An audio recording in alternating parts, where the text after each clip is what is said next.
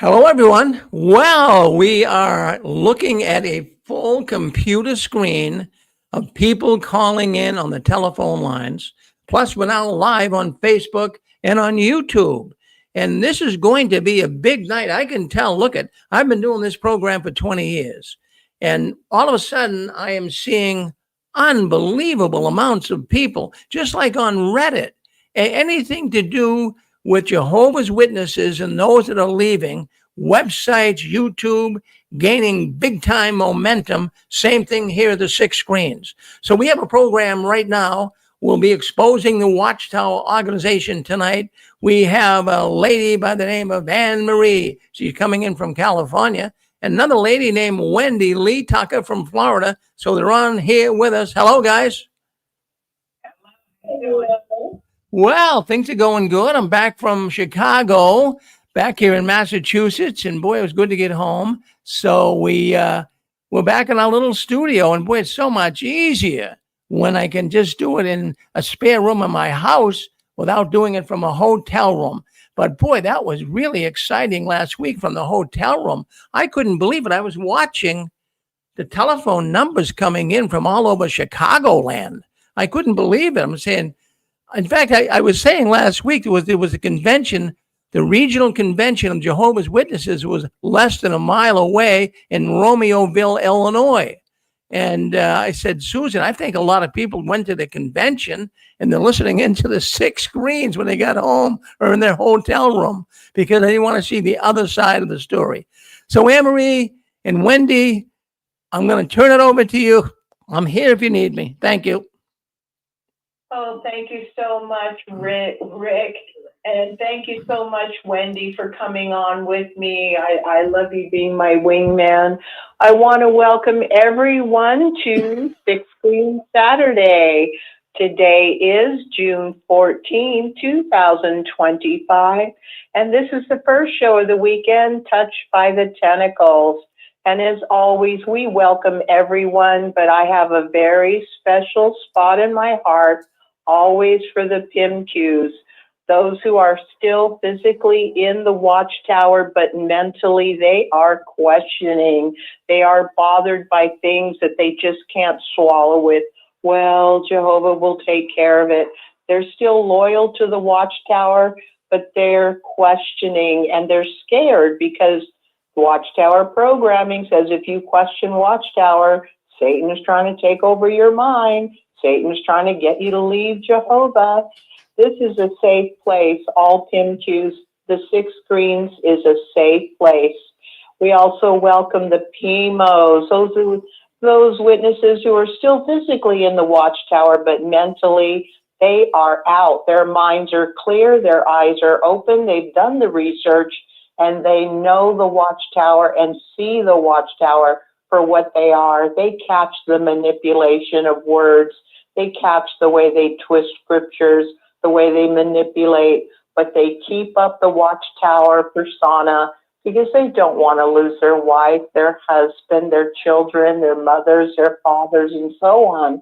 And we applaud them because many of these PIMOs are like underground men working like Secret Service guys, getting information out to the six screens and to Kim and Mikey on YouTube and others. And if it wasn't for them, we wouldn't know a lot of what's going on. We welcome all callers, all listeners who are listening live in today, and for those that will later listen in the YouTube archives, maybe on Facebook. This is a safe place. This is a place where anybody is welcome to share your thoughts, your views, your opinion, and your experience. But I would like to stick to a subject today. And the subject I am focusing on, and I would really appreciate everybody trying their best to stick to this one subject and give me your opinion. The subject for today is Jehovah's Witness brothers. I'm not talking about the sisters. I'm focusing on Jehovah's Witness brothers who are used and abused in the Watchtower. And if we really think about it, if we put our place in the brothers' shoes, we have to realize they are under terrible pressure. Act this way. Don't be too much that way. Make sure you're reaching out for more responsibility. You're not doing enough. You need to do more. You need to make sure your wife and your children are exemplary. You have to set a good example. And it's a really annoying thing because they're always being pushed, no matter how much they do, to do more for Jehovah. In essence, do more for the Watchtower. Wendy, do you have any comments at all? Yes, because, you know, I have a large family, and the subject hits the, you know, the, what do they say, the hammer right on the head, when it comes to my oldest brother and what he was put through. And the brothers, you know, we know all about the suffering, like you said, of the women. It's not about women today.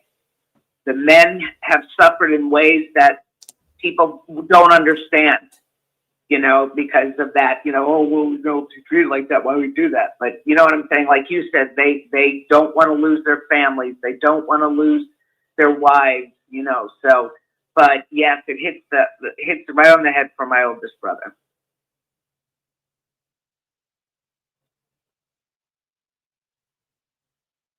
Anne-Marie? Do you want to go on and explain about what went on with your brother, my dear?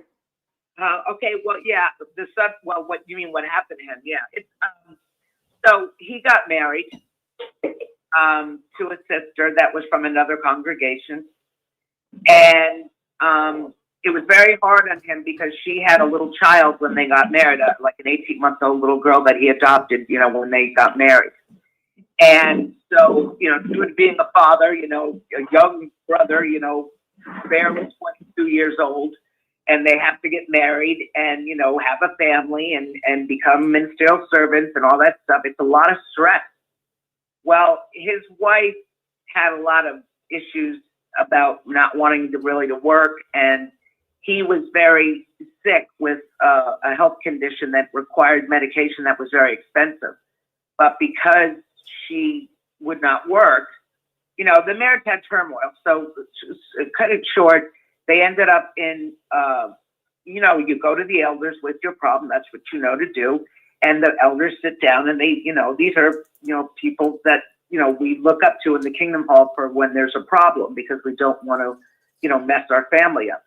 And so they have these little meetings together and then separate. And, you know, they came down very hard on him, saying that it's okay that she didn't work because she was able to do more field service and become a pioneer. I mean, they turned it around on him, and it blew him away. And then they said that you know, he had to go back and talk with them again, just him, because they basically sided with his wife. And he told them, look, if that's what I have to do, then there's no reason for me to come in and talk. And he was disfellowshipped for that. That is so sick. I know my poor brother, one of those sincere elders that's truly trying to serve the flock. His marriage suffered terribly, and he's stuck with being an elder for over 25 years. And it was really hurting his family life and his marriage, and he finally had to step down because Watchtower pushes the men to serve them. You know, screw your family. But if your family isn't seen as exemplary, then the poor brother gets chastised for that. Mm-hmm. Comment? Anybody want to comment? Everybody is free. Just because there's two of us doesn't mean that this show isn't for you guys. Anybody want to comment, share a thought, have an opinion? Please feel free. It starts it. This show is for you. Hi, Anne-Marie and Wendy. Hi. Hi. You know, sometimes it's a lot of pressure on the brothers, but in my particular situation, sometimes the brothers like being elders and they like being away from their family and they like being with other brothers and, you know, having a good old time. They do. I used to sit sometimes for 2-3 hours after a meeting because they were having some meeting in the back room. And I knew half the time they weren't really doing anything. Yep. So, I mean, how can you have a 3-hour meeting over something as little as some of the problems that people brought to them? So it can go both ways. But I think that now I see a difference. There was a change, especially since COVID, where there is more pressure because there's fewer brothers to take the lead. Mm-hmm. There's more sisters. There's not enough brothers. And so the ones that are there, maybe there is an abundance years ago, but now I don't think there is. So any brother who's an elder or ministerial servant now has almost the weight of the congregation on their shoulders. Mm-hmm. And often the brothers feel pressured if they want to get married to pick the right wife because the wife has to be exemplary. The wife should be pretty and be nice arm candy and make him look good. Susan knows all about that. That's more pressure to marry the wrong person for the wrong reason. Anybody else want to comment? So many. I'll say. Anne-Marie? Yeah. What's your name, brother? What's your name? Hi, Stephen. What's up? Glad to hear your voice. I missed you the last couple of weeks. I did have exactly what Brother Farron's wife just commented on. I had a buddy, and he did contracting, and I guess he worked with a lot of elders. And that was one of the things he used to tell me, that those guys used to set up meetings, and they'd do 3 hours, just like Ms. Farron said. And really, they probably were done with business 15 minutes, maybe 30 minutes tops into it. The rest of the time, they were just kind of goofing around doing whatever. And a lot of it was because they just didn't want to be at home with their wives. They were in bad marriages because, of course, in the Watchtower land, there's no premarital sex, so you have to get married. You get married to a person that's considered spiritual, whatever that means. But compatibility never comes into it. So after they get married, they realize they're not happy with this person. The wife is not happy with them. And, there's dickering and arguing, and here they are, the elders, and they're supposed to be, the happiest people on earth. Every day is supposed to be like being in Disney World. And the reality is, they can't stand their wives, and their wives can't stand them either. So they invent reasons to have meetings so they can get away from being around their family. He told me that. And he worked around a ton of elders. He might have worked around about 20 different elders spread out over a number of congregations here in the Chicago area. And he told me that he was just so shocked by that. But I've always kind of felt like these guys make up excuses for why they're not doing other things because they're so busy with theocratic activity. And then at the end of the day, I really don't think they're busy with very much of anything, to be honest with you. They like to make it look like they're busy doing whatever, but at the end of the day, I don't really think that they're all that busy. And this is the reason why they're able to get into all the stuff that they're into, because they're not that busy. They don't really have lives. What kind of a life is it being a Jehovah's Witness elder? What does that even mean? It's just nonsense. But in any event, yeah, I was just shocked to learn that a lot of these meetings, that there's really nothing going on at those meetings. Thanks, Anne-Marie. Hey, Anne-Marie.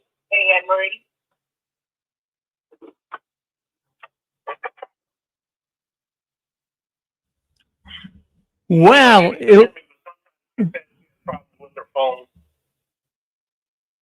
yeah. In fact, Wendy, I think Anne-Marie is not. I think Anne-Marie.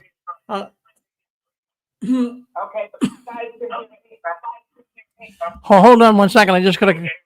Hold on one second. Somebody has got YouTube on in the background.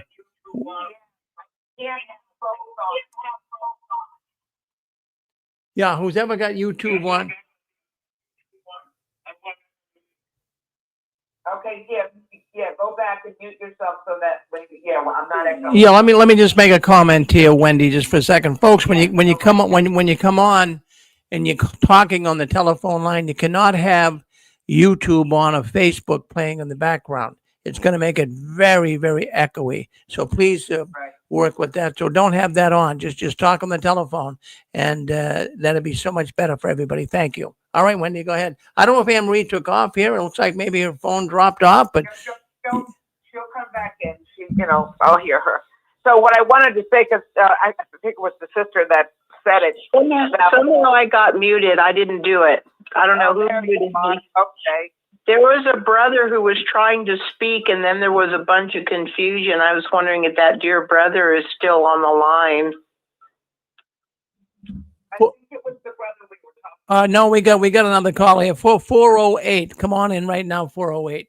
Did you want to come in? Okay, I guess you're on with us. Go ahead, 408. Speak up. Okay, I'm 408, so I don't know.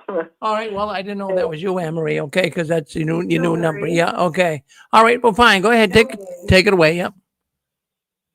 All right. Well, Anne Marie, I can. The sister said something earlier about having to get wives and pretty wives and look, whatever. I have 4 brothers, and all of them served kingdom halls, other kingdom halls, like far away, and married. Never. They would have. There was nobody that compatible or attractive to them, and like the brother said, the rules and the strictness, and they want them young, and they want the sisters to have babies. Sex is not supposed to be enjoyable for that. It's supposed to be a breeding thing to make more Jehovah's Witnesses, and that process of being a little boy and growing into, being pressured into, baptism at a young age, and then becoming a ministerial servant, and, all this craziness at a young age. Like, people don't understand it. Starts young. But the older brothers that are out there, what I really wanted to say was that a lot of them know, the elders, you have to remember, when the tab comes in that you have to hand that mortgage check into the society, if the congregation has not produced enough money, those elders have to make sure that money is there. So the stress that I think Anne Marina is wanting to talk about today is not what they did so much as, bad people like that. I think it's about the stress and what it's done to men, especially if you've been in it your whole entire life. Then that's really, but that's what I wanted to say, Anne-Marie. Yeah, it seems like I'm thinking back to when it was so common to have a little 3-year-old dressed up in a little suit, standing up on a steppy stool in front of the podium, giving his first talk. They're already grooming him to serve the Watchtower, to put the Watchtower first. And everybody's always so proud. But sooner or later, it comes time they want to get married. And, marriage requires, it's like a garden. You can't just plant a garden and walk away. Maybe once a month, pull some weeds. Your garden is your marriage. And if you don't take care of it, it's not going to grow right. It's going to be overcome with weeds. It's going to have flowers and plants that are dying. And a lot of these poor brothers, they are not really encouraged to put their wives first, their families first. It's always put Jehovah first, which means the Watchtower organization. And the way they're pushed and even chastised is because they're not able to give their wife proper attention or show her emotional appreciation or just appreciation for everything that she does. And maybe she's going to be downhearted and depressed, and then he'll get an earful from the elders about how he better get his wife to shape up. Because, between working full time, this is just the typical brother. I'm not talking about a narcissist or an egomaniac. The regular brother who is really trying hard to serve Jehovah the way Watchtower has taught him to serve Jehovah. The average good brother is struggling to take care of his business. He's working full time. He has to do his theocratic responsibilities. And these poor brothers are under often too much mental and emotional stress to be able to give their wives any real attention, which might take even 5-15 minutes here and there. They don't even seem to have time or the mental energy to show their wives appreciation for everything they do, how clean the house is, the nice meal that she took hours to make. Sometimes they're so stressed they take it out on their wives and snapping at them and over some stupid thing because of the constant stress that they are under. And it causes even more strain on their marriage. And the brothers are often, again, chastised, and I say counsel, that's just a euphemism for picking on the poor brothers. They get picked on if their wives and children are observed to not appear to be happy, or they don't seem to have a good attitude, or if the wife wasn't spending enough time in the ministry.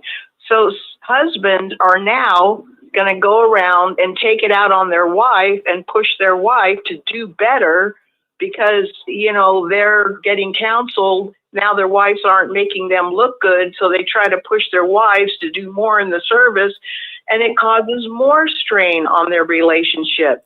And as one example, Mike and Kim of YouTube gave the example. Mike said at one time he was a ministerial servant, and he was really, really pushing hard to, you know, be a good ministerial servant. Anything they asked him to do, he did. He was pioneering. Mike and Kim's daughter, Shyla, joined him in the pioneering work. So guess who had the entire load of supporting the entire family? Poor Kim was working 50 to 70 hours a week at a very difficult job.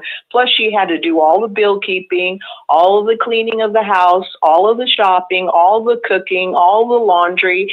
And the poor thing was exhausted. And the only day of the week where she could actually get some sleep was Saturday. Well, Mike got picked on because his wife was not putting in enough time in the ministry. And when he would push her, get up, I know you're tired, but, you know, they're really on me and, you know, you're making me look bad. And she would drag herself to go out in service, and then he'd get picked on because she had a bad attitude. And, you know, and he apologized to her so many times. He said, I was putting my own prestige first because I was trying to become an elder.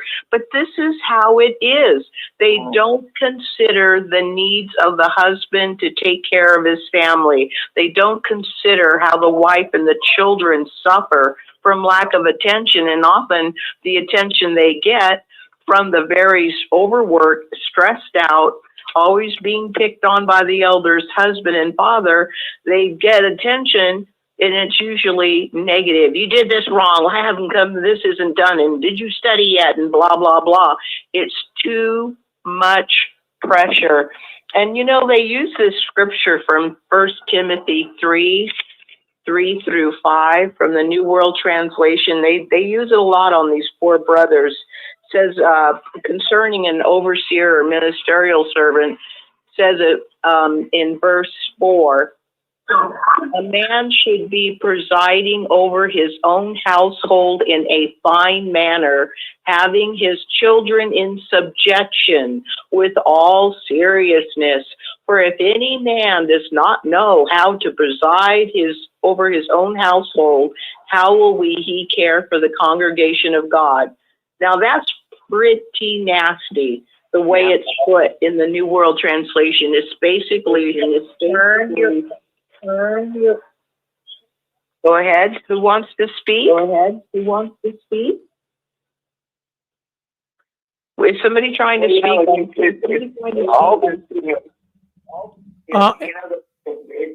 Linda James. And, you know, that's the funny thing. They call this a spiritual paradise.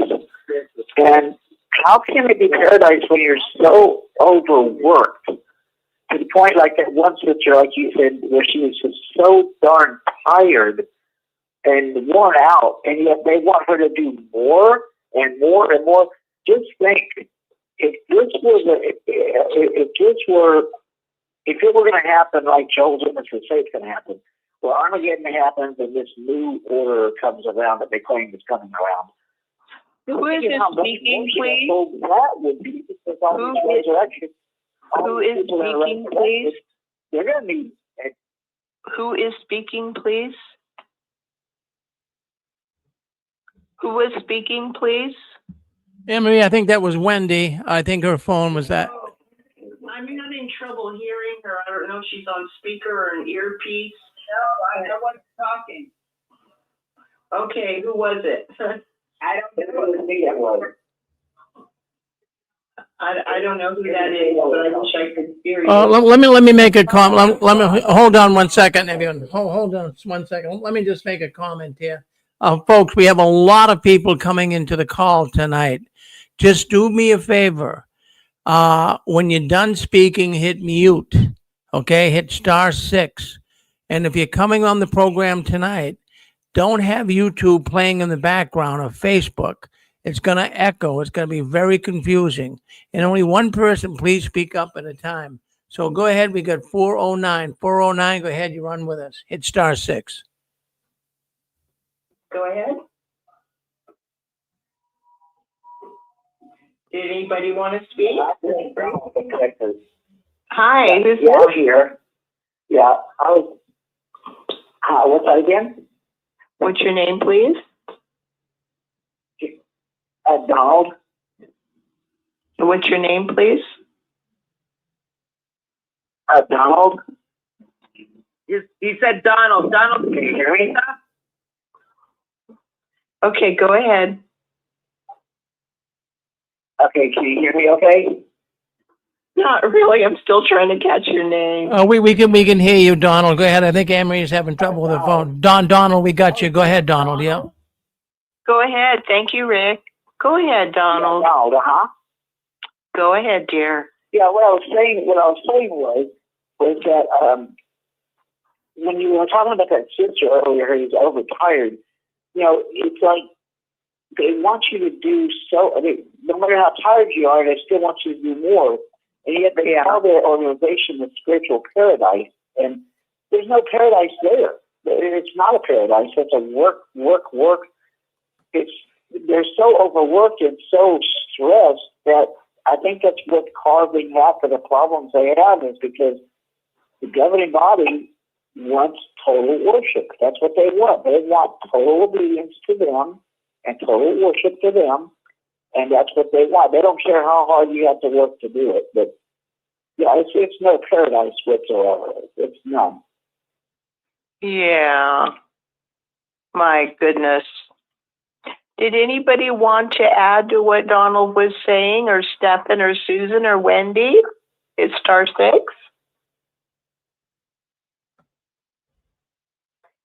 Dr. Phil described a man as, a man of the house, as a leader, a provider, materially and emotionally as a provider, as a teacher, and as a protector. So he has a big responsibility, but it seems that Watchtower doesn't take that seriously. They do not seem to want you to put your wife first, your children first, your home life first, have time to spend with your family, like maybe going on a picnic or a camping trip. It's always put Jehovah first, of course, aka Watchtower.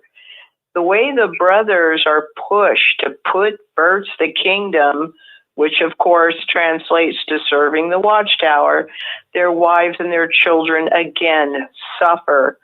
They often are left feeling unloved, unappreciated, and as if they don't really matter that much, because the brother always has to take care of this and also has to take care of that responsibility.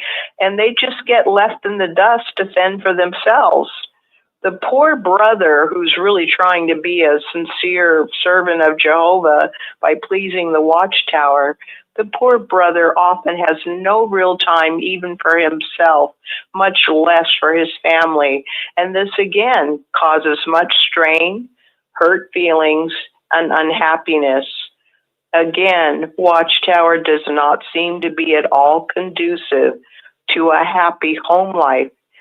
They care more for what they can get out of the poor brother. They push and push and push. And I don't even ever hear of a compliment. You're doing a good job with your family. Oh, I see your wife and your children are happy. You're doing a good job with your family, brother. I've never heard that, and I've never seen it. Anyone have a comment? The show is for you. Hello, Anne Marie. And Wendy. Yeah. Hi, I just wanted to mention too, you made a really good point about the emotional needs of the family. You know, you can take care of the material, and that can be hard and spiritual, but what about the emotional needs? And oftentimes, Susan, are you on a speakerphone? Because I barely can understand you, and you kind of go in and out. Are you on speaker, dear? no, I'm not. Oh, go ahead. Well, excuse me 1 second. Anne Marie, I think it's on your line. We can hear her well.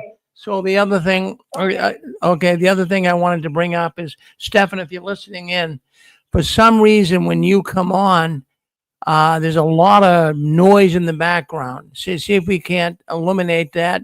Talk nice and close to your phone, even if you couldn't get off speaker, because it does, when you come on, it does create an issue.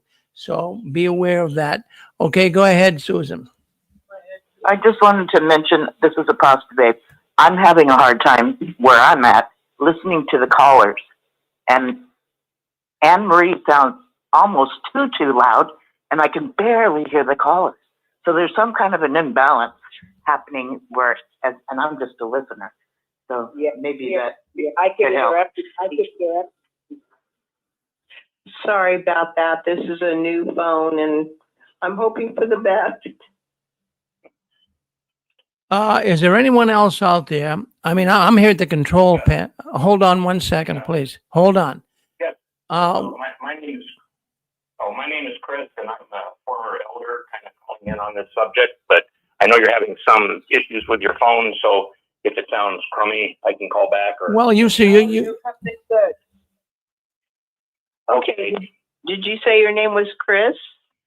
Yes, I called in at least one time before to your show. I'm unfortunately very often unable to catch it live, and I caught it live. And what you said about the elders and neglecting their wives and so forth really struck a chord with me. How's that, brother? Well, I've been out of Watchtower, trying to think, basically since about 2005. So it's been a while. But I was born in, went up through the ranks, so to speak. I deviated for a while when I was 18. I quote unquote rebelled, went out and did my thing, and I'm glad I did. I joined the army, this and that. But when I came back from the army, then I started studying and eventually became an elder. I kind of think when it was, probably 1992 or 93. So I served about 8 years as an elder.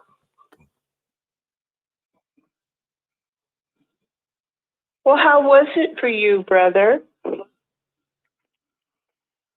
Pardon? How was it for you being an elder in the Watchtower?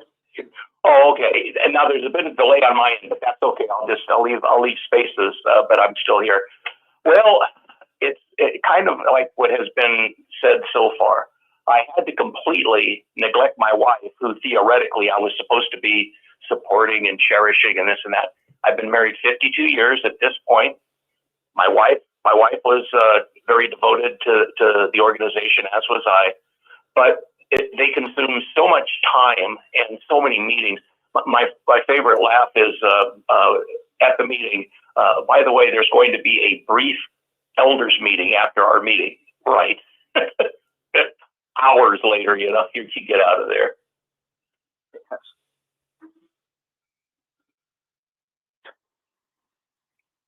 Yeah, I'm still here. I'm just kind of leaving a space there for you. Wow.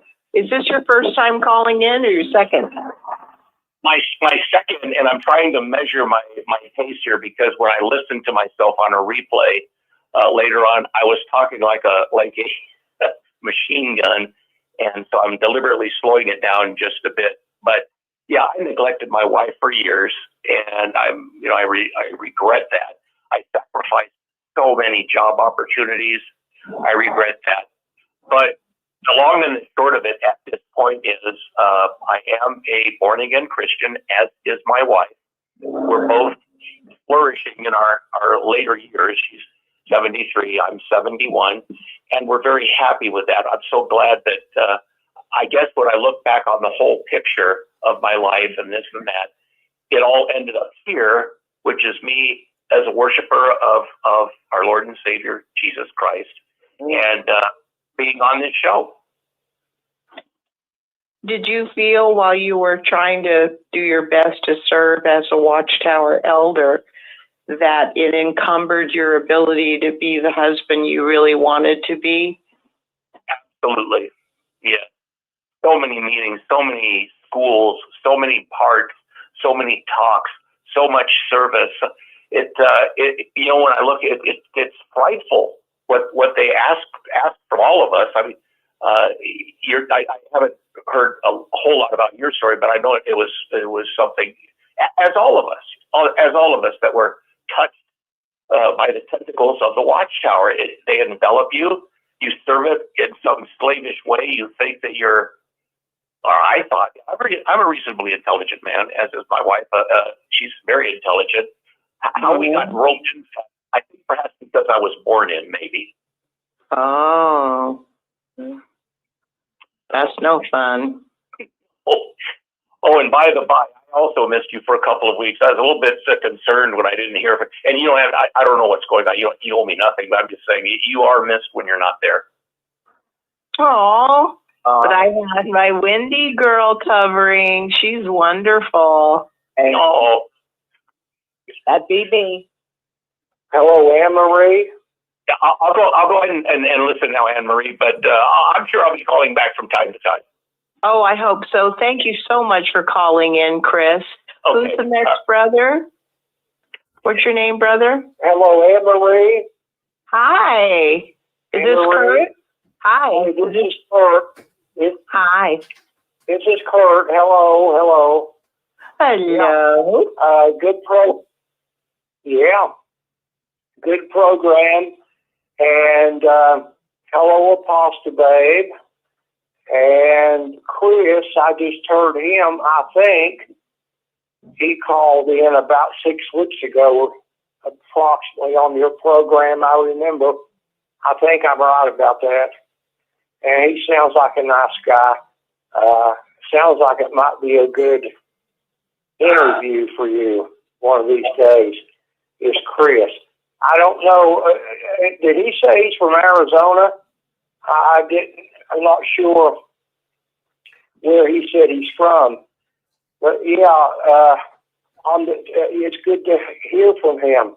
But on the topic you're talking about, to tell you what you already know, this operations of the Watchtower and how families, husband and wife, I guess the topic today, are dealt with in the Watchtower, how they're used in the Christian work. It's a Watchtower, it's a Watchtower doctrine, and it's a doctrine of teaching.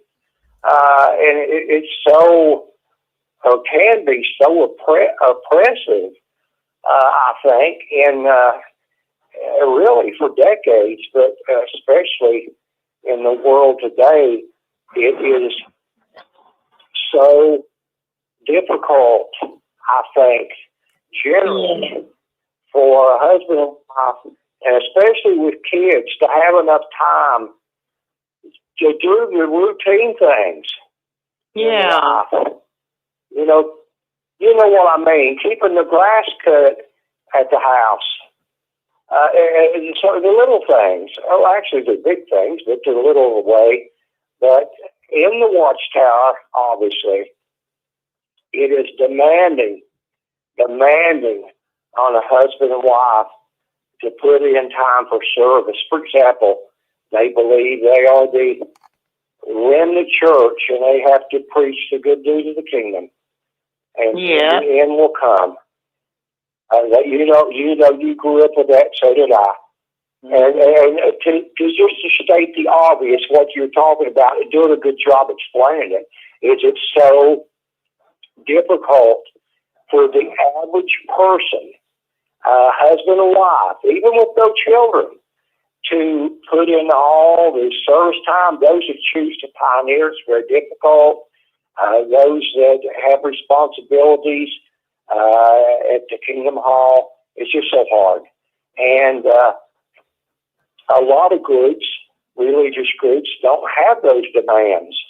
And at home, if you're worshiping God at home, you and your wife, or even an individual, you know, you don't have those kind of demands at home.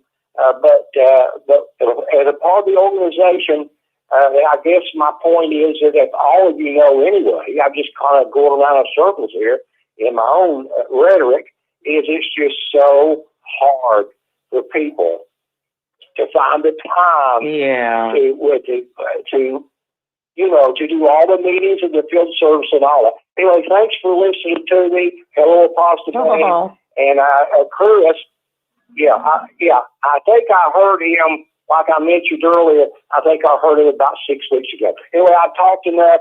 Thank you, Amber, for listening to me. Okay, I'm going to go back to mute. Bye-bye. I always love listening to you, Kurt, and I thank you so much for calling in. Would anybody else like to share a thought and an experience? I'd like to share a thought. Hi, King of the Dots. How are you doing? I'm well, and you? Yeah. And I'm so glad to talk to you. You're like, I listen to a lot of talk radio. I'm a talk radio aficionado, and you have an excellent broadcast. You really do. Rick is too. I'm a voice person. I've listened to the greatest voices in history since 1965. I've always had a radio, and I've listened to everything. So you're really right up there, quite frankly. If you could only call the Reds games, that would be a blessing to me, because they got bad announcers now. Anyway, Yeah. I have a poem I'm going to do on your show, but I want to preface it because this is what happened. I took my epileptic friend. He's a 75er. He's never driven a car. He rides his bike everywhere. But there was a bicycle exhibit at the Cincinnati Art Museum, so I took him to see that.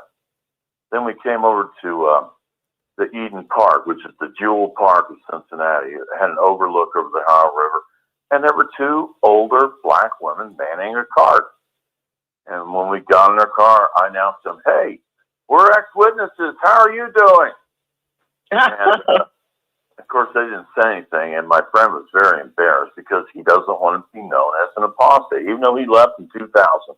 This is what I'm encountering. There's lots of people left. They don't want to be known as apostate.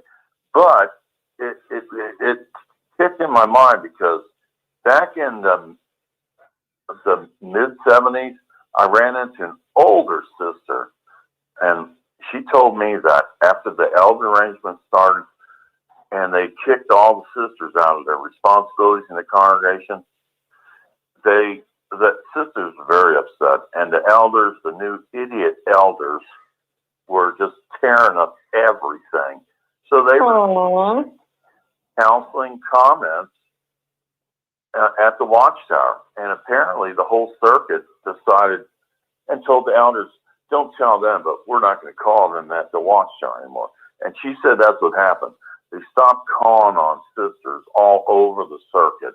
They wouldn't let them talk at the Watchtower. Now, I don't know if you remember this, in the 2008 presidential debate with Mitt Romney, who's a Mormon, and with Barack Obama, he mentioned he had binders full of women. And he said, "Yeah, I look in those binders and pick out women for jobs." And that was considered very sexist. So the name of this poem is The Binder. It's based on these two older women I saw. They had binders full of women, not telling the good news anymore because they were ordered to shut up and man a cart. No hi, no bye, just staring me down with their hideous frowns. You can't castrate a woman, but Watchtower, by golly, God love them, has tried. Once again, they get stifled at the hall and are getting muted in the kingdom work. because the wagons of circling and stranger danger has been replaced by inner danger, and it has been printed all over it. Let's be blunt here.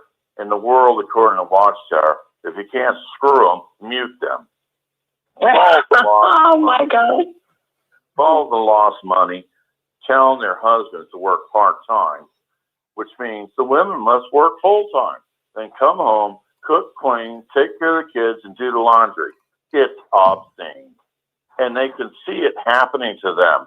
Back to the 1800s again. I guess this is their Watchtower's way of preparing them for new system living. And I'm assuming all the men will have multiple wives for their choosing. Yes, the writings on the wall and the women are in their Watchtower binders. And that's my poem, because I think the whole cart witnessing thing is a punishment for women, to get them to shut up, make them sit silently. Right. Hours. I'm sorry, there's no other explanation.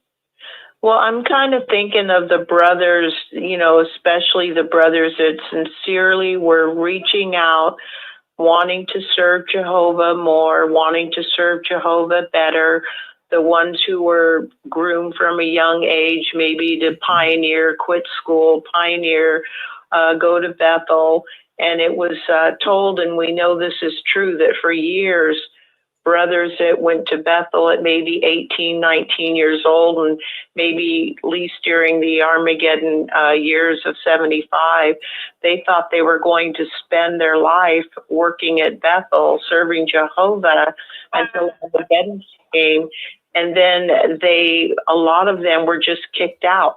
Well, gee, thank you for your service, go home now. And a lot of them had nowhere to go. And a lot of them ended up homeless. This is the kind of thing I'm thinking of, how Watchtower has used and abused Watchtower brothers who were truly trying to do what they thought was serving Jehovah. And I'm thinking also of those elders who worked their way up to circuit overseers, even district overseers. And when they hit a certain age, or where they weren't considered useful anymore, they were just tossed aside. And it's disgusting to me how they were used and abused. And of course, on the side, their wives and their children, if they had any, were severely neglected. And it wasn't a happy life. It was a life of drudgery, and ultimately being tossed aside. You're no longer useful. We have younger ones just used and abused by Watchtower. No appreciation. No, thank you for your service. You know, you're no use to us anymore. Hit the road, Jack. Do you want me to agree or disagree? I mean, no, I agree. But again, it's part of their system they've got. It's called the new system. Have you heard that expression before? That's the new system. We use you until we can't, or we abuse you until we can't do it no more. Then you're of no use to us. Yep. And I did write a poem a couple weeks back. It's somewhere here, but I'm not going to read it tonight, of a true experience at my hall. And how do I know it's all true? I bought a house from a sister at the hall who got burglarized by several elder sons who had a burglary gang at my hall. And she told me, and the elders convinced her not to call the police on them. They burglarized several houses of friends while they were at the meeting. And the next year, and one of them, he actually was robbing the collection box, and they caught him red-handed. They actually set up a sting and caught him. And they were knocking down mailboxes, too. This is kids over several congregations. And guess what? A guy got baptized with, he's an elder. His son got sent to Bethel a year later after not only being caught robbing the collection box, known to have burglarized people's houses, and knocking down mailboxes. A couple of them got doing that. He got sent to Bethel. And then he comes back to a hero's welcome after he returns, you know. And it's like, what the hell? They turned Bethel into a juvenile reformation center, I guess, you know? Yeah. This is what they Yeah. got Oh, going on. wow. They cut you a break, and you owe them for the rest of your life. That's what they're doing. They're playing some sort of got you in my pocket now, baby. And he'll never leave. And I think he's an elder now, as a matter of fact. And it's like, this is disgusting. You know, a regular person who did that, they'd be kicked out, period. Right. Son. It's a messed up situation. Thank you so much, King of Dot. Thank you so much for your comments. I want to know if Wendy has any further thoughts. Can I say one more thing about Wendy's thing? It's the last on the list for hurricanes this year. I thought you'd like to know that. You had to throw that in, the King of the Dot. Wendy, I had to for you. Thank you so much. Bye-bye. Thank you, King of the Dots. Wendy? Yeah, what I was thinking when I was listening, and thank goodness I wrote notes like I told you I'd do. You know, like you said, Anne-Marie, like in the 70s, there were so many people so loyal because they believed Armageddon was coming in 75. Later on, even in the 80s, because my family, we went through building 2 kingdom halls. And when my father and mother finally moved away, when the whole family was married off and whatever, my father was asked to step down. They didn't accept my father. My father had already been an elder for over 26 years. And Wendy, excuse me, why did they ask your father, who was obviously doing his best to be a good elder, why was the Watchtower asking your father to step down? Because that's a risky subject. Because see, my family is Jamaican. I'm adopted, so I'm adopted into a Jamaican family, and they indirectly told me because they had their own elders there. They didn't want any more. You know what I'm saying? Like they didn't. My father was very devoted to Jehovah. You know what I'm saying? And they loved him in the other 2 kingdom halls, and in the one that we started in when we first came down, which was 1970. So, you know, things changed, and they moved to a different kingdom hall where the people had a lot of money. Was the richer kingdom halls in the rich neighborhoods. And I think my father probably at that point too, because he had closed his business, wasn't able to afford to give the kind of money that, you know, the others had and what they drove or whatever. So they literally just asked him to step down, and my dad was furious because they made it sound like what you guys were saying. We don't need you. We have enough elders here. You've been an elder for a long time. You know, your views are different from what we all here agree, because my dad, like I said, was very devoted to Jehovah.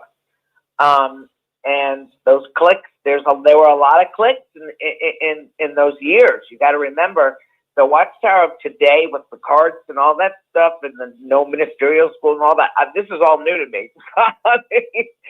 You know, Anne-Marie and I, we come from a generation of where, you know, by the time you're 15, you are baptized. By the time you are 19, 20, you are married. Okay. So, but, yeah. That is so messed up. Yeah. So, yeah, but I agree with you, Anne-Marie, the stress of the ones that truly want to serve Jehovah. And, you know, nobody talks about the financial stress. What about the financial stress? Yeah. You know, I mean, you have to give what they want, each family expected to give. And then you got a mortgage, and then you got kids, and then you got a wife that's not working because they want her to be a pioneer. You know, it's craziness. It's just so unreal and unfair. I guess, Anne-Marie, now they don't do the pioneering, so they just stand there, like the guy said, with a cart, 2 sisters just stand there, and they don't say nothing. They just, stand there. It's a shame. It's a shame. Watchtower definitely uses and abuses the young ones, especially because they are trying to groom them to be future properly indoctrinated program Watchtower drones to serve the Watchtower. I would like to comment on what you said about the 70s. My dad had helped build the Kingdom Hall and started it in the location we lived in. And when the elder arrangement came in, they wanted company men. They didn't want godly, biblical Christian men that were really serving the needs of the people in that little congregation, which was kind of like having your own little church in the woods. Wow. Yeah, Also, I know that myself and the people I grew up with in that era, the witnesses were known for honesty. They were known for over 500 court cases that helped everyone with First Amendment. It's not true today. What King of Dots mentioned about the gang of kids that were breaking in when people were at the meeting, you know, from the last 2 years, I've told many stories. We had people here that were taking things from our house when they said they were helping with elder care. So it's not your grandpa's organization. Let's put it that way. Yeah. Oh. And I hope we can all get our go bags and get up to Tewksbury. That sounds like a good trip for all of us. Looking forward to it. And then the elders that are really, really trying to help the brothers and sisters when they're in the committee meeting, and the brothers that are truly, sincerely trying to be loving shepherds, they're often chastised and put down and told to get with the program. And a lot of times they are abused by the other elders, given work that the others won't do. And if they try to get help from the circuit overseer, the so-called overseer often takes a side of the narcissistic elders that are picking on the really good elder and forcing him out, making him miserable, making him feel everything's his fault when he knows it's not. And it's just the stress and the strain and, oh, don't tell your wives this and, oh, don't tell your wives that. It's just more and more strain and stress that is just not in the means of serving God at all. This is not what Jesus died to give us.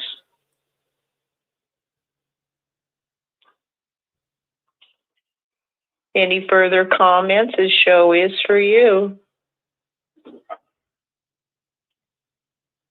How are we doing on time, Rick? I know we need to go to Dick and Constance. Yeah, let me just take a second here to take a look, Anne Marie. Let me just look into the other platform here.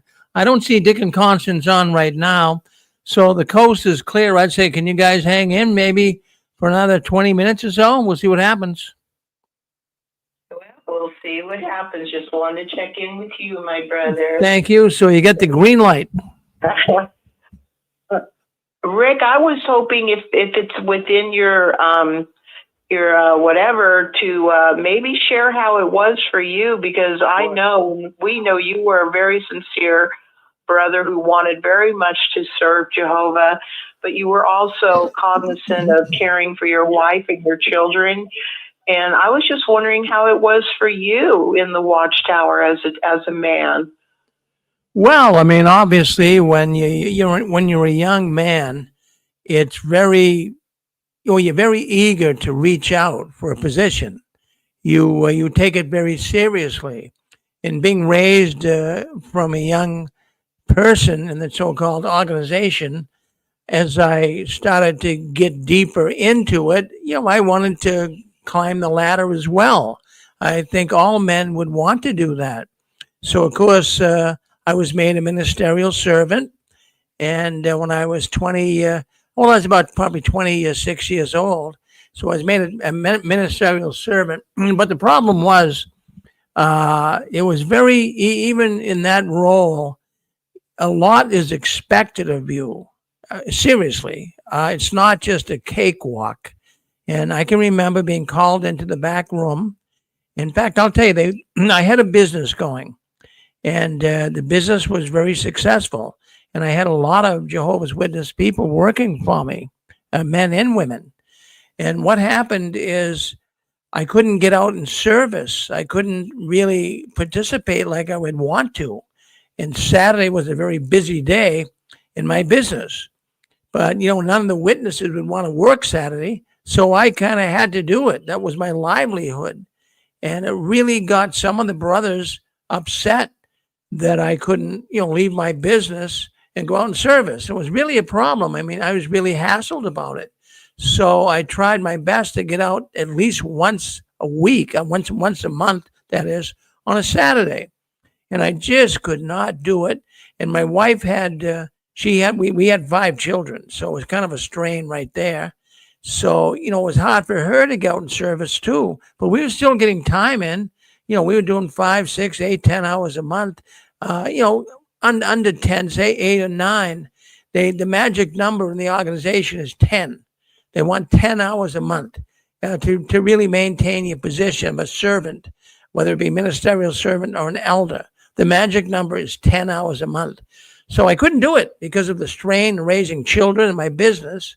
So one night I went into the Kingdom Hall, and we're singing the song.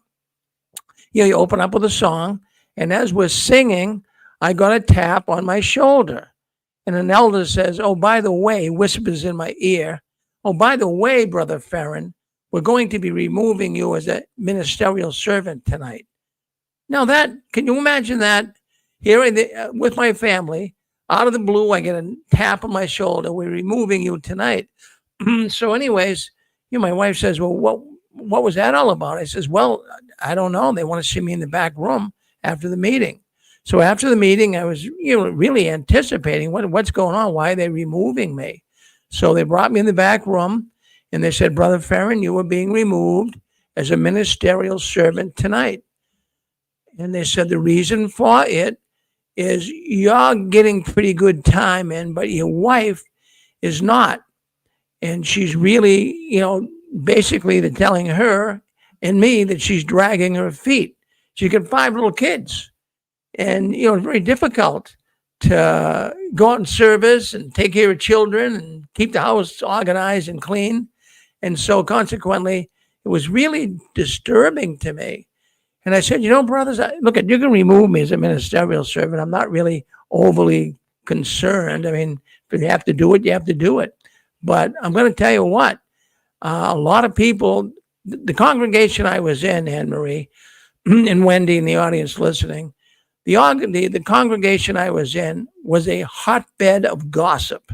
They would gossip about everything. So consequently, I said, look, you can remove me, but I'm going to stand at that door, and everybody leaving the Kingdom Hall tonight is going to know why I'm being removed.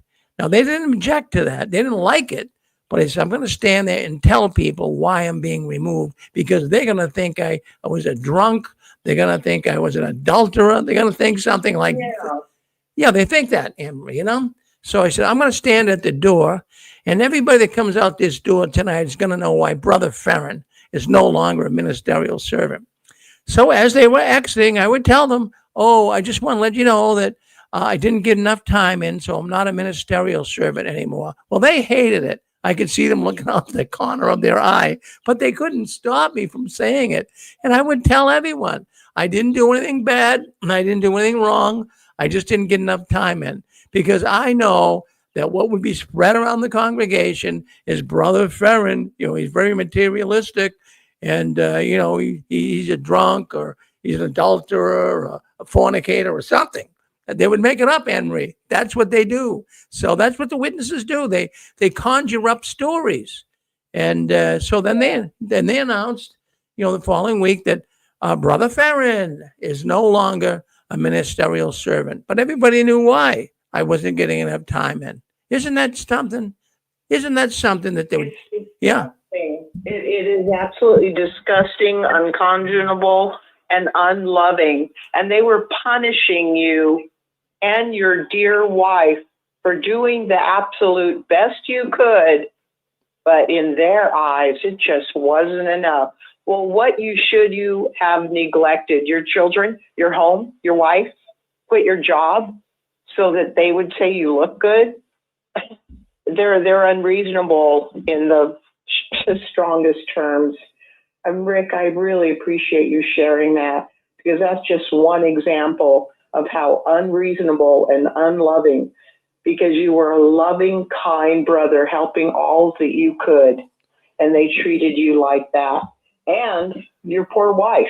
And how did it make your children feel? That was a terrible thing to do. Well, my wife, she felt bad. My kids felt bad. When your father is a ministerial servant or an elder or what position he holds in the congregation, and now he doesn't hold it, sometimes they would feel responsible. I've had people call in here to the 6 screens many times and say that it really hurt their wife or the children because they thought they were responsible. But I thought it was very irresponsible. I thought it was very irresponsible to tap a brother on the shoulder while they're singing a song and, Brother Farron, we're removing you tonight. That's cruel. Geez, you don't do that. Oh, beyond. And then the other factor is, they have to conjure up more of a reason, just because the rank and file, the congregants in the hall, they say, geez, cut the man some slack. He's not getting enough time. Work with him. But the thing that I found out, they will start rumors anyways. So I had at the time, there was 10 Jehovah's Witness brothers and sisters that were working for me. And one of them came to me and they said, Rick, you know what they're saying about you in the congregation? They're saying that you're materialistic and you love money too much. Oh, So, but that, Anne Marie, I was not living an extravagant lifestyle. I wasn't. I was living a humble lifestyle, but they make this stuff up. They made that so that people were thinking, oh, look at that, Rick's materialistic. And this is what they do. I had another friend up at a very popular jewelry store in this area, and he was a Jehovah's Witness. And so he started finding out what was going on behind the curtains. So he kind of faded away. But that's the excuse they use with him, too. He faded away because he saw all of the difficulties Jehovah's Witnesses are having with child molesters and what have you, the shunning problem. So he left.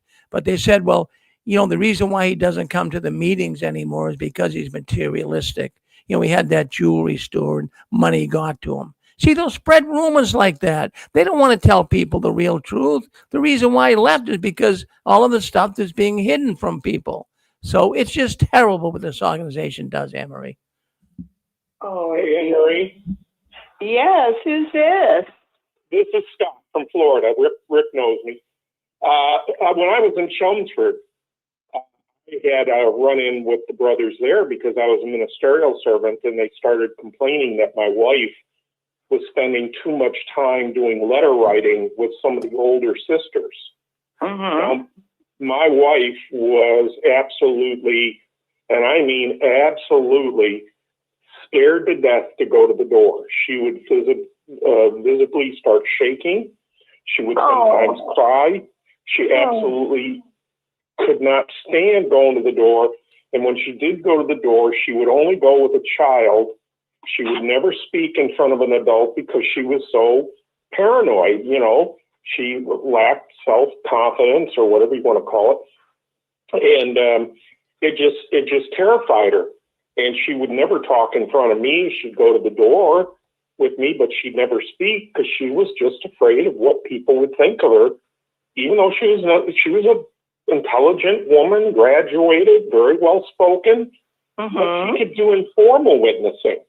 And she used to do informal witnessing as a hairdresser all the time.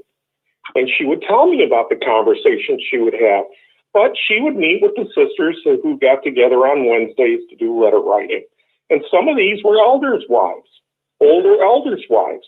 And my wife loved getting together with those older sisters. I mean, that should technically be a good experience for a younger, mid-30s to late 30s housewife to be able to, sit in a room with older sisters and laugh and do some letter writing.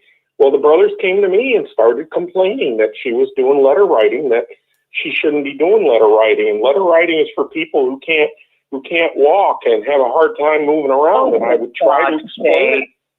I would try to explain it to the brothers. I was as blunt as I am with you right now about how difficult it was for her, and it was always difficult.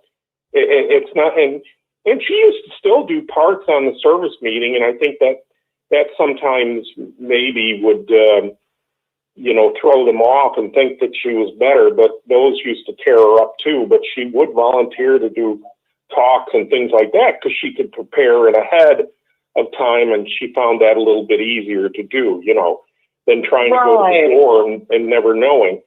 But yeah, they gave me a royal round of grief on account of it. I mean, they didn't stop me from being a ministerial servant, but they were telling me that my wife wasn't setting a good example, and I needed to talk to her. And of course, I did what they told me to do. I did, and it upset her something fierce. And I regret it to this day because it took me a long time to really understand the embarrassment and the grief that I caused my wife by trying to push her to meet their standards, I'm so sorry. Which is what you're groomed to do as a witness. I mean, I grew up like Rick from a young man, opening the door for the brothers and sisters, and then handing out magazines, and next thing I know, I was a ministerial servant, giving public talks, running the school, even conducting, Tuesday night book studies for the elders when they weren't available. So, it's a shame. The brothers really did seem to appreciate me and the stuff I said, but I really needed to work on being a kinder man to my wife, because she struggled with 3 kids getting into meetings and everything, and then trying to get them out in service. So I'm just letting you know, I had a similar experience to Rick, not quite to the same extent, but, they'll put pressure on you. They'll put pressure on you for sure. Absolutely. What was your name again, dear? Scott. I live in Florida now. So Rick knows some of the congregations down here as well. We seem to run into the same. I'm sorry. Thad? Is it Thad? Thad? My name? Yeah. Scott. Scott. COTD. Scott. T. Oh, Scott. T. Scott. Yeah. Thank you. It just seems like I'm picturing your wife loving Jehovah, wanting to serve any way she can, and she has all these opportunities in a comfortable place that she loves to work. You feel intimate when you're working with a customer's hair. And I hear from you that she felt comfortable and enjoyed incidental witnessing, which is witnessing, and enjoyed, meeting with the sisters for letter writing. That's a beautiful, good thing. It's serving Jehovah. But they had to find something wrong and then chastise you to go and chastise and pressure your wife. Yep. You know what? The elders did the same thing to my mother. When I was a kid, my mother broke her knee going to an assembly, crossing the street to assembly at the Rochester War Memorial in Rochester, New York, where I grew up. And she busted her knee, and she could no longer walk very good. She went through physical therapy and had all kinds of pain with her knee. So getting in and out of cars and up steps was terribly difficult for her. So she did the same thing. She would inform a witness. She would write letters. And I remember the elders coming to the house, and my mother got into a big ruckus with them. This would have been probably the late 70s, mid to late 70s. A big row with her, and she got the letters from the doctor, which showed that she was handicapped. She was handicapped. She had a handicap sticker. And that she shouldn't be walking and putting a lot of pressure on her leg. And those brothers gave her a hard time for not going door to door. It's beyond disgusting, Scott. Beyond. So I've seen it twice. I've seen it twice where they pressured somebody even though it was beyond their health. And yet these people were trying to do what they could do. And by today's standard, All my mother would have had to do was check a box. All my wife would have had to do was check a box. Well, my wife could have stood at a cart. My wife could have stood at a cart all day long. She could have been a pioneer if she stood by a cart. As long as she didn't have to talk, my wife was fine. So it's kind of a shame. It's just sad to me how many sincere brothers are chastised to pressure their wives to do more than they really can, instead of saying, honey, you're doing such a great job. I'm so proud of you, and Jehovah's so proud of you. Whatever happened to that? Well, I was at a ministerial servant meeting, or the elder ministerial servant meeting with the visiting circuit overseer in Chelmsford once, and I recall him making the statement that if the brothers and sisters, brothers didn't start putting in more time, referring to the elders and ministerial servants, that next time I come back, some of you won't be ministerial servants or elders. And so he literally, I'm sincere, he threatened the group. He basically, that was the way he put it. That if some of you don't bring up your time, some of you aren't going to be elders or ministerial servants. And so that's basically, they weren't measuring what the brothers were doing in terms of kindness or shepherding or things of that sort. All they were interested in was how much time were you putting in. Oh, so sad. So the older brothers were pressured to get the younger brothers, the sincere ones, do more. You're doing this wrong. Scott, where did you say you were from, dear? Well, I was originally New York, but then I lived in Chelmsford, Massachusetts, which is very close to where Rick lives. And then Rick was down here in Brandon, Florida, for a number of years. So we've been in the same circle of congregations, but we never met. So where are you from today? I'm in Florida. I'm still in Florida. That's where I've been for the past 25 years. Well, so, my wife and I pretty much separated from the organization at the same time. We basically faded. We were faders. So we just basically stopped going. And then when they came to the door, I told them I'm just not interested anymore. And then you're welcome to come and visit me. But I said, you're not going to get me go to the meetings anymore. And they stopped coming. They stopped visiting. And nobody's visited me in probably more than 15 years, at least 15, 20 years. So I guess they took me at my word and haven't bothered. Well, Scott, I have to say I'm so glad that you and your wife broke free. I need to check with Rick. I think we've gone over time. It was nice talking to you.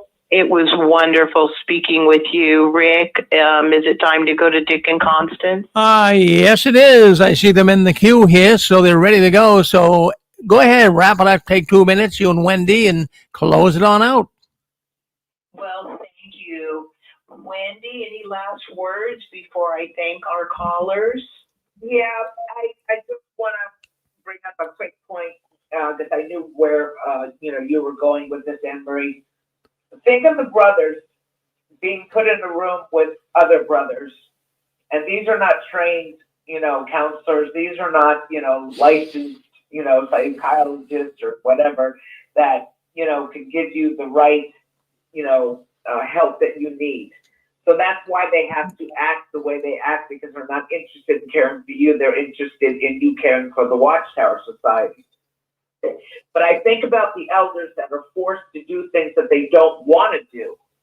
If you've got 3 or 4 elders that get together and they're going to go after a certain brother, there may be 1 or 2 in the batch that are like, why?